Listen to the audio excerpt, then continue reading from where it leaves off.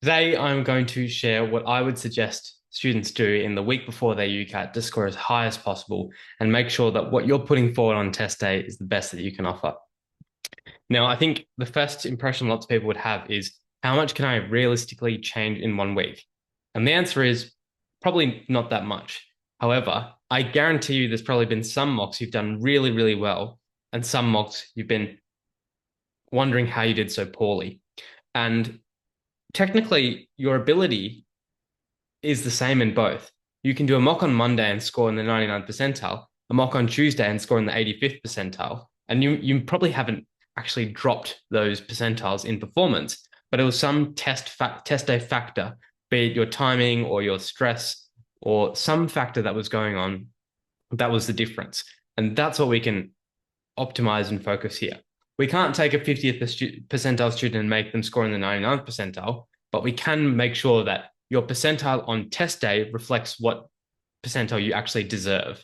And that is the purpose of this prep guide. Now, most people cite a lack of practice time as the main reason stopping them from getting the outcome that they want. And so hopefully in the 1 or 2 weeks before the UCAT, it's a good time if you have a holidays or to take some extra time to really focus on the UCAT. You don't have the busy SAC weeks and assessments that dominate term two.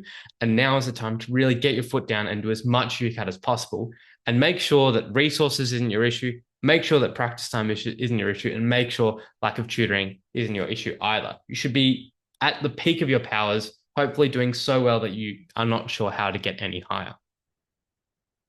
So if you had a 1 week deadline, this is what you should do. Number one, start and accumulate all the resources that you have that you want to get done. So you don't need to finish all the mocks and Metafire entry, but I think it's a good idea to do all the official mocks and then some company mocks. I think it's a good idea to finish all the mini mocks that you have access to, and then you have the additional practice questions that you can use in between. Number two, create some documents to keep yourself accountable and set a schedule for yourself in this last week. Number one is a planner. This will be what you want to do every day. And it might look like on day one, I want to do a full exam. Day two, I'm going to do mini mocks. Day three, a full exam. Day five, a full exam. And on day seven, no practice until you sit the exam itself. So a planner like this, but specifically write out which mini mock you want to do. Do you want to do UCAT mock B on Monday? And then on Wednesday might be Metafire mock 7. On Friday might be mid-entry mock 2, right? So then you have your planner, and then I think, a full exam, maybe 2 or 3 a week in that week preceding. And, if you've run out of mini mocks, then just do free practice sessions, which are timed and long. But if you have mini mocks left, then you can do those on the in-between days. I actually think mini mocks are better for your learning than the full exam. But if you haven't done many full exams, it's good to know what a 90 to 120-minute timed exam looks like. Maybe now's the time you spend some time thinking about situational judgment if you haven't thought about it much before, and make sure you're at least above the 50th percentile by the time you sit your test. Finally, create some sort of log. So after every exam, try and write down like what were your scores and what did you guess in each section as well. So I'd probably say you just have a simple table where you have VR, DM, QR, maybe SJ if you're working on that. And then maybe you say VR, I'm getting a 36 out of 44. And maybe today I didn't guess any, which was good. And then once you're on top of your guesses, maybe you start telling your silly mistakes or easy mistakes. So maybe you say simple mistakes, I had 2. And then this becomes the number you want to focus on getting down to 0 once your guesses are down to 0. So a log's important for each section because that will keep you accountable and it'll help you track your progress with time. Look, everyone has 1 or 2 subtests that were not what they expected or a bit lower or maybe a bit higher. There's many reasons for that, but that's not to really worry about. The general trend is what's important. Finally, after each practice session, try and come away with 1 or 2 strategies. And I think it helps just to be explicit about it. So you can write them down just as a reminder to think about the strategies when you're doing the questions. But personally, I'm not a massive fan of making big sets of notes, especially for UCAT, because I don't really revisit them later.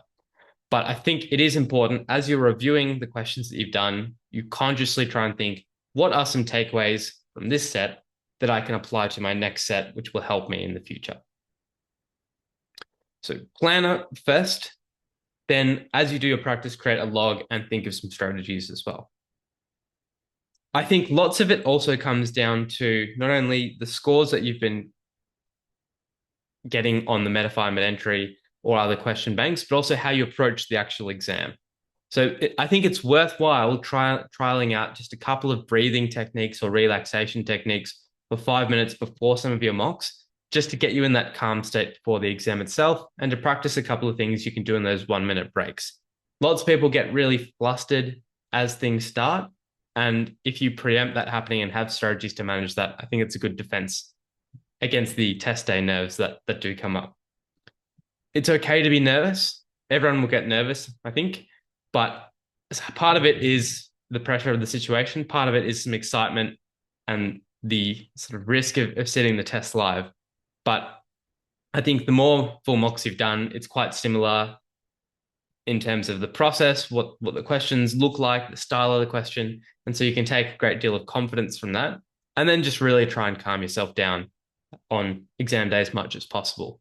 So I would definitely look into some strategies, if you don't have any, to just relax and put yourself in the zone, making sure you've done the boring due diligence stuff of, being well slept, well hydrated, and you've got maybe some earplugs or whatever you choose to do. And maybe if you've done an exam in a public environment before, that'll help just get you a bit more familiar to that environment. If you're serious about getting a good score, putting in, whether it be you have 1 month to go or 1 year to go, it's important with the UCAT to get yourself equipped with the best resources possible, because you need to be in the top 5 to 10%. So the first thing you should do is click the link in the description. This will give you access to my inner circle where I provide exclusive resources. The first of these is free PDFs. I every week will send out a free PDF covering some of my best strategies in each section. And so these include things like question types and key factors that you can consider.